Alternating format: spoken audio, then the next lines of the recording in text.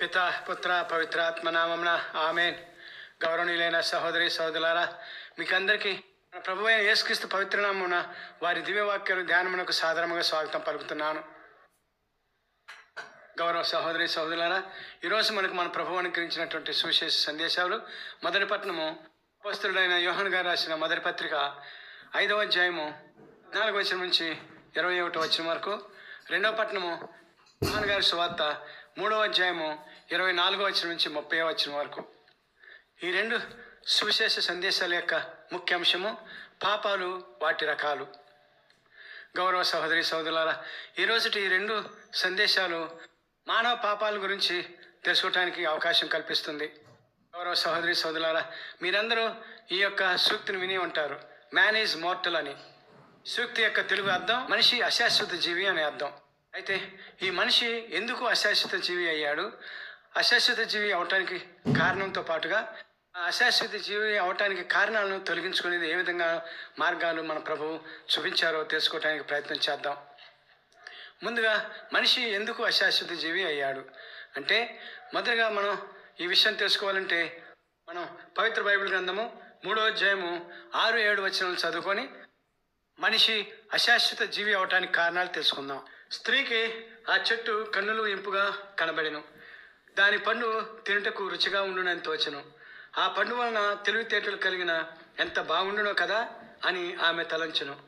ఇట్లనుకొని ఆమె చెట్టు పండ్లు కోసి తాను తిని భర్తకు ఇచ్చెను. అతడును తినెను. ఆ పండు తినిన వెంటనే వారికి కనువిప్పు కలిగినది. తాము మొండి మొలతో ఉన్నట్లు వారు తెలుసుకొనిరి. అంజూరపు టాకులు కుట్టి మొలకు కప్పుకొనిరి.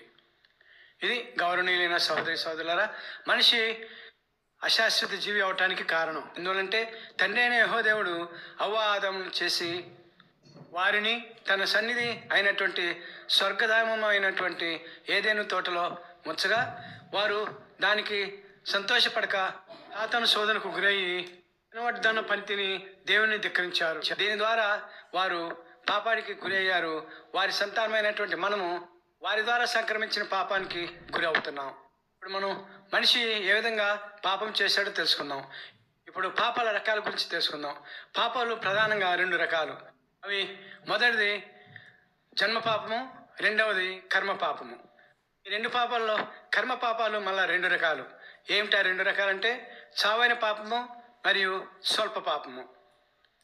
అయితే ఈ జన్మ పాపానికి మరియు కర్మ పాపానికి భేదం ఏంటో ముందు తెలుసుకొని ఈ యొక్క చావైన పాపము, స్వల్ప పాపానికి విముక్తి ఏమిటో తెలుసుకోవడానికి ప్రయత్నం చేద్దాం. ముందుగా జన్మ పాపం అనగా ప్రతి మనిషి తన ప్రమేయం లేకుండా తల్లి గర్భం నుంచే పాపంతో జన్మించటం జన్మ పాపం అంటాం. జన్మ పాపము మనం ముందుగానే తెలుసుకున్నట్లుగా ఆదికాండము 3వ అధ్యాయము 6-7 వచనం మనం చదువుకున్నట్లుగా ఆది తల్లిదండ్రులు అనేటువంటి హవ్వ ఆదాములు దేవునికి వ్యతిరేకంగా ఇక దేవుని ధిక్కరించడం వలన వారి ద్వారా సంక్రమించినటువంటి పాపమే జన్మ పాపము. ఎందువల్లంటే మనం వారి సంతానమే కాబట్టి. ఇక రెండవ రకమైనటువంటి కర్మ పాపము. కర్మ పాపాలు 2 రకాలు అనుకున్నాం. ముందుగా అసలు ఈ కర్మ పాపం అంటే ఏంటో తెలుసుకుందాం. ఈ కర్మ పాపం అనగా ప్రతి మనిషి తన యొక్క క్రియల ద్వారా, తన యొక్క ఆలోచన ద్వారా, తన యొక్క ప్రవర్తన ద్వారా, తన యొక్క మాటల ద్వారా చేసే పాపాలని కర్మ పాపాలు అంటారు. ఈ కర్మ పాపాలని మనం 2 రకాలుగా యోహాను గారు రాసినటువంటి మొదటి పత్రిక 5వ అధ్యాయము 16-17 వచనాలను మనం చదువుతాం. ఈ వచనాల్లో కర్మ పాపాన్ని 2 పాపాలుగా యోహాను గారు విభజించి చెప్పడాన్ని మనం చదువుతాం. యోహాను గారు ఈ యొక్క 2 పాపాలని మరణకరమైన పాపాలని, మరణ కారణము కాని పాపాలని 2 రకాలుగా చెప్తారు. అవి మనం చదివి చూద్దాం. 16వ వచనము, సహోదరుడు మరణకారము కాని పాపము చేసిన ఎవడైనా చూసినట్లా అతడు దేవుని ప్రార్థింపవలను. ఆ మరణ కారణము కాని పాపము చేసిన వానికి దేవుడు జీవమును వసగును. మొదటి పాపం గురించి చెప్తున్నారు. అంటే మరణ కారణము కాని పాపాన్ని మన వాడుక భాషలో స్వల్ప పాపం అని అంటాం. యోహాను గారి భాషలో 2వ పాపము మరణకారకమైన పాపము. ఈ మరణకారకమైన పాపమును మన వాడుక భాషలో చావైన పాపం అని కూడా అంటాం.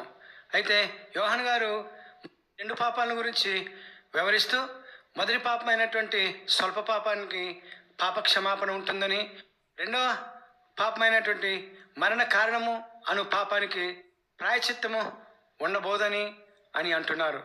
ఇవి వివిధ రకాలైనటువంటి పాపాలు. గౌరవనీయులైన సహోదరి సోదరులారా, అయితే ఈ పాపాలకు ఏ విధంగా ప్రాయచిత్తం చేసుకోవాలో తెలియజేసే మార్గాలు క్రైస్తవ మతంలో మాత్రమే ఉన్నాయి. అయితే ఇప్పుడు మనం ఈ పాపాలను ఏ విధంగా ప్రక్షాళన చేసుకోవచ్చో మార్గాలను పవిత్ర బైబిల్ గ్రంథ ఆధారంగా తెలుసుకుందాం. వాస్తవం మనం తెలుసుకోవాలంటే పాపి అయినటువంటి మనిషి స్వతహాగా తన పాపాల నుండి వ్యక్తిగతంగా విముక్తి పొందటం సాధ్యం కాదు. కానీ తను తలుసుకొని తను చేసిన పాపాలకి మనస్తాపడి తన పాప జీవితం నుంచి బయటపడాలని తను తలంచుకుంటే మాత్రం దానికి మార్గాలు ఉన్నాయి. ఆ మార్గం చూపేదే క్రైస్తవ మతము. ఆ మార్గ చూపరే యేసుక్రీస్తు ప్రభువు. మనిషి పాపం ద్వారానే పుట్టాడు కాబట్టి పాపాన్ని తను స్వతహా తీసుకోవడానికి అవకాశం లేదు. కాబట్టి ఆ పాపాల నుండి విముక్తి పొందాలంటే పాప పరిహారకుడు, పాపరహితుడు కావాలి. ఆ పాపరహితుడే యేసుక్రీస్తు ప్రభువు. ముందుగా మనిషి పాపాల నుంచి విముక్తి పొందాలంటే అత్యంత ప్రధానమైనటువంటి పాపము జన్మ పాపము. ముందుగా మనిషి జన్మ పాపం నుండి విముక్తి పొందాలి. అయితే ఈ జన్మ పాపం ముందుగానే మనం చెప్పుకున్నట్టుగా మనిషి తన స్వహతగా లేకపోతే తనంతగా తాను చేసిన పాపం కాదు కాబట్టి అది ఆది మానవుడి నుంచి వారసత్వంగా వచ్చినటువంటి పాపం కాబట్టి ఆది మానవుడు చేసినటువంటి ఆ పాపం తనకు తానుగా తీసుకోలేడు కాబట్టి ఆ పాపం ఎవరు చేయకూడదు అంటే ఆది మానవుడు అయినప్పటికీ చేశాడో ఆ చేయకూడదు అన్న మనిషే లేక ఆ వ్యక్తే లేక ఆ శక్తే ఆ పాపాన్ని పరిహరించాలి. అనగా తండ్రి అయిన యెహోవా మాత్రమే ఆ పాపాన్ని పరిహరించగలిగిన శక్తి సంపన్నుడు.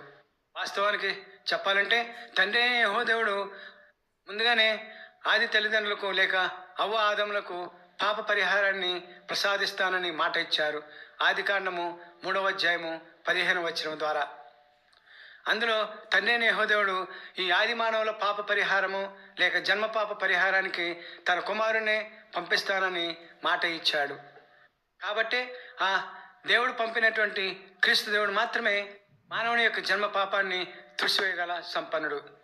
అయితే ఇప్పుడు ఆ పాపం ఎలా వేయబడుతుంది అని మనం ప్రశ్న వేసుకున్నట్లయితే అందుకు యోహాను గారి సువార్త 3వ అధ్యాయము 22వ వచనం చదువుతాం. అందులో ఇలా ఉన్నది: ఆ పిదప యేసు తన శిష్యులతో యోదయ సీమకు వెళ్ళి వారితో కొంతకాలము గడుపుచు జ్ఞానస్నానం ఇచ్చుచుండెను.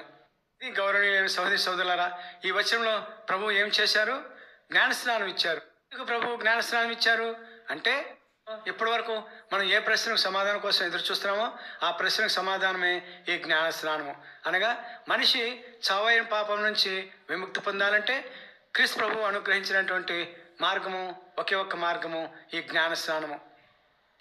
ఈ జ్ఞానస్నానం అనే మార్గం ద్వారా మాత్రమే మనిషి యొక్క జన్మ పాపము పరిహరించబడుతుంది. ఈ విషయాన్ని యేసుక్రీస్తు ప్రభువు తను మరణించి ఉత్థానమై వెళ్తున్న సమయంలో కూడా బాప్తిస్మం యొక్క ఔన్నత్యాన్ని దాని యొక్క ప్రాధాన్యతను తన యొక్క శిష్యులకు ప్రకటించి మోక్షారోహణం అవటం మనం చదువుతాము.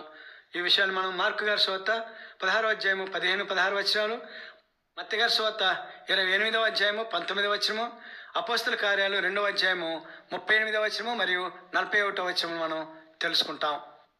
సహోదరి సోదరులారా, ఇప్పటివరకు మనం జన్మ పాపము మరియు దాని యొక్క పరిహారం గురించి మనం తెలుసుకున్నాం. ఇప్పుడు మిగిలిన 2 పాపాలైనటువంటి స్వల్ప పాపము మరియు చావైన పాపాలు ఏ విధంగా పరిహరించబడతాయో కూడా తెలుసుకోవడానికి ప్రయత్నం చేద్దాం. ముందుగా స్వల్ప పాపాలు గురించి తెలుసుకుని పోయే ముందు అసలు పాపం అంటే ఏంటో కూడా మనం తెలుసుకుందాం. పాపం అనగా మనిషి దేవుని యొక్క ఆజ్ఞలను మీరటమే పాపము. ఉదాహరణకి మనం యోహాను గారు రాసినటువంటి మొదటి పత్రిక 3వ అధ్యాయము 4వ వచనంలో పాపం గురించి ఇలా అన్నారు: పాపము చేయు వ్యక్తి దేవుని చట్టమును అతిక్రమించిన దోషియగును, ఏదైనా చట్ట ఉల్లంఘనమే పాపము అని అంటున్నారు. ఈ పాపానికి నిర్వచనాలు చాలానే ఉన్నాయి. వాటిలో జేమ్స్ గారు రాసినటువంటి పత్రిక 4వ అధ్యాయము 17వ వచనము మరియు పునీత పౌలు గారు రోమా పౌరులకు రాసినటువంటి పత్రిక 3వ అధ్యాయము 27వ వచనము మరియు రోమా పౌరులకు రాసినటువంటి పునీత పౌలు గారి పత్రిక 6వ అధ్యాయము 23వ వచనము మరియు ఆది గ్రంథము 3వ అధ్యాయము మరియు రోమపౌరులకు రాసినటువంటి పత్రిక 5వ అధ్యాయము 12వ వచనము మరియు యోహాను గారు రాసినటువంటి మొదటి పత్రిక 1వ అధ్యాయము 9వ వచనంలోను పాపముల గురించి నిర్వచించబడ్డాయి. ఇప్పుడు ఇప్పుడు మనం రెండు రకాలైనటువంటి పాపాలైన సావైన పాపము మరియు స్వల్ప పాపాలు ఏంటో తెలుసుకుందాం. చావైన పాపం. ఈ చావైన పాపం చేసేవాళ్ళు తప్పనిసరిగా చనిపోతారని బైబిల్ స్పష్టంగా చెబుతుంది. అయినప్పటికీ యేసుక్రీస్తు విమోచన క్రయదనం ఆధారంగా మనం పాపం మరణం నుండి విడుదల పొందవచ్చు అని రోమీయుల పత్రిక 5వ అధ్యాయము 12వ వచనము మరియు 6వ అధ్యాయము 23వ వచనంలో చెప్పబడి ఉన్నది. అయినప్పటికీ మరణశిక్ష పడేంత పాపం చేస్తే దాని నుండి బయటపడటానికి క్రీస్తు ప్రభు యొక్క విమోచన క్రయదనం కూడా ఉపయోగపడదు. అయితే క్రీస్తు ప్రభు అలా ఎందుకన్నారంటే, ఇలాంటి పాపం చేసే వ్యక్తి పాపపు జీవితాన్ని గడపాలని నిశ్చయించుకుంటాడు కాబట్టి అతని ఆలోచన కానీ ప్రవర్తన కానీ ఎప్పటికీ మార్చుకోవడానికి ప్రయత్నం చేయడు. అలాంటి పాపం చేసే వ్యక్తికి క్షమాపణ ఉండదు అని పవిత్ర బైబిల్ గ్రంథం కూడా చెబుతుంది. మత్తయి గారి సువార్త 12వ అధ్యాయము 31వ వచనము, లూకా గారి సువార్త 12వ అధ్యాయము 10వ వచనంలో. ఇప్పుడు మనం చావైన పాపాలు ఏంటో మనం తెలుసుకోవడానికి ప్రయత్నం చేద్దాం. ఈ చావైన పాపాలని పోప్ గ్రెగరీ I గారు 6వ శతాబ్దంలో పవిత్ర బైబిల్ గ్రంథం ఆధారంగా తయారు చేశారు. ఆ 7 మరణయోగ్యమైనటువంటి లేక చావైన పాపాలు ఏమిటంటే గర్వం, అత్యాశ, కామోద్రేకం, ఈర్ష్య, తిండిబోతుతనం, కోపం మరియు బద్ధకం. పోపు గారి యొక్క అభిప్రాయం ప్రకారం వీటి నుండే మిగిలిన పాపాలు కూడా మనిషి చేయటం ప్రారంభిస్తాడని పోపు గారు భావించారు. ఇక ఇప్పుడు స్వల్ప పాపాలు ఏంటో మనం తెలుసుకోవడానికి ప్రయత్నం చేద్దాం. స్వల్ప పాపాలు మొదటిది దేవుని ఆజ్ఞలను అతిక్రమించడం. యోహాను గారి మొదటి పత్రిక 3వ అధ్యాయము 4-7 వచనాల ప్రకారము. రెండవది చేయవలసిన పనులు చేయకుండా ఉండటం. యాకోబు గారి పత్రిక 4వ అధ్యాయము 17వ వచనం ప్రకారము. విశ్వాసం లేకుండా చేసే పని. పౌలు గారు రోమా పౌరులకు రాసిన పత్రిక 14వ అధ్యాయము 23వ వచనం ప్రకారము. అంతేకాకుండా అబద్ధం చెప్పటం, సహనాన్ని కోల్పోవటం మరియు ప్రార్థనలో నిర్లక్ష్యం వహించడం. ఇవి గౌరవనీయులైన సహోదరి సోదరులారా పాపాలు, వాటి యొక్క రకాలు.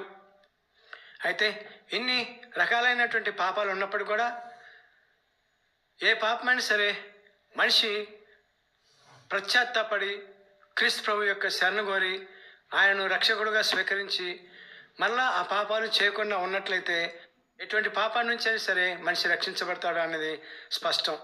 మీకు ఉదాహరణగా మనం పవిత్ర బైబిల్ గ్రంథంలో వ్యభిచారంలో పట్టుబడ్డ స్త్రీని యేసుక్రీస్తు ప్రభు క్షమించిన విధానమును మరియు శిలువపై వేలాడుతున్నటువంటి కుడివైపున ఉన్నటువంటి దొంగ పశ్చాత్తాపడి క్రీస్తు ప్రభుని యొక్క క్షమణ పొంది మోక్షానికి వెళ్ళటాన్ని మనము లూకా గారి సువార్త 23వ అధ్యాయము 41వ వచనం నుంచి 43వ వచనం వరకు చదువుతాం. అయితే గౌరవనీయులైన సహోదరి సోదరులారా మనిషి ఎంత ఘోర పాపి అయినా కూడా క్షమించబడతాడు. కానీ చివరికి క్రీస్తు ప్రభువుని చంపిన వారు కూడా క్షమించబడ్డారు.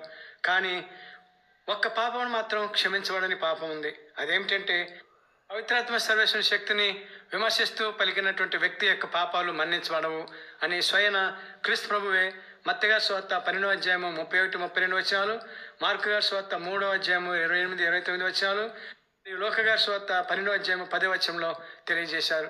గౌరవనీయులైన సహోదరి సోదరులారా ఇది ఈరోజు మనకు మన ప్రభువు అనుగ్రహించినటువంటి సువార్త సందేశాల సారాంశము.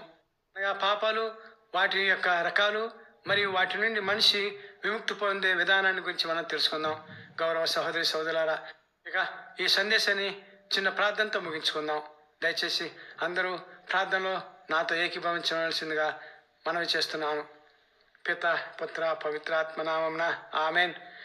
సర్వేశ్వర సర్వోన్నతుల సర్వమానవాల్ని పాప క్షమాపణ ద్వారా మీ హక్కును చేర్చుకోవటానికి దివి నుంచి భూమికి దిగివచ్చిన ఒకే ఒక్క దేవా, మీకే స్తుతులు, మీకే మహిమ, మీకే ఘనత ఇప్పుడు ఎప్పుడు ఎల్లప్పుడూ కలుగునుగాక. ప్రభు దేవా, మీరు మాకు ఈరోజు తెలియజేసినటువంటి మానవులు చేయు పాపాలు, వాటి యొక్క రకాల గురించి తెలుసుకునే అవకాశాన్ని మాకు ప్రసాదించినందుకు ధన్యవాదాలు నా ప్రభు. వీటి గురించి తెలుసుకున్న మేము ఎక్కడి నుంచి అయినా పాపాల నుంచి దూరంగా ఉంటూ పాపాల వల్ల మేము మా జీవితంలో పొందే నష్టాలేంటో తెలుసుకునే అవకాశాన్ని మాకు ప్రసాదించినందుకు ధన్యవాదాలు ప్రభు. ఎక్కడి నుంచైనా పాపాలకు దూరంగా ఉంటూ తండ్రి అయిన యెహోవాదేవునికి మీ ద్వారా దగ్గరయ్యే అవకాశాన్ని ఈ యొక్క మీ సత్య సువార్తను వింటున్న ప్రతి బిడ్డకు దయచేయమని, వారి కుటుంబంలో ఉన్నటువంటి ఈతి బాధలు మరియు కష్టాలు, నష్టాలు, వ్యాధులు మరియు వివిధ కుటుంబ సమస్యలన్నింటినీ పరిష్కరిస్తూ మీ కృపకు మమ్మల్ని అందరినీ పాత్రలను చేయమని మా నాదుని మీ కుమారుడైన యేసే ద్వారా మేము బ్రతిమాలి ప్రాధేయపడి వేడుకుంటున్నాం తండ్రి. ఆమెన్. పిత పుత్ర పవిత్రాత్మ నామమున ఆమెన్. తండ్రి అయిన యెహోవాదేవుడు, పుత్రుడైన సర్వేశ్వరుడు, పవిత్రాత్మ సర్వేశ్వరుడు నిరంతరము ఇప్పుడు ఎప్పుడు ఎల్లప్పుడు స్తుతించబడుదురుగాక, కీర్తించబడుదురుగాక, స్తుతించబడుదురుగాక, ఆరాధించబడుదురుగాక. ఆమెన్. దేవాదేవుడు మనలందరినీ దీవించుదురుగాక. ఆమెన్.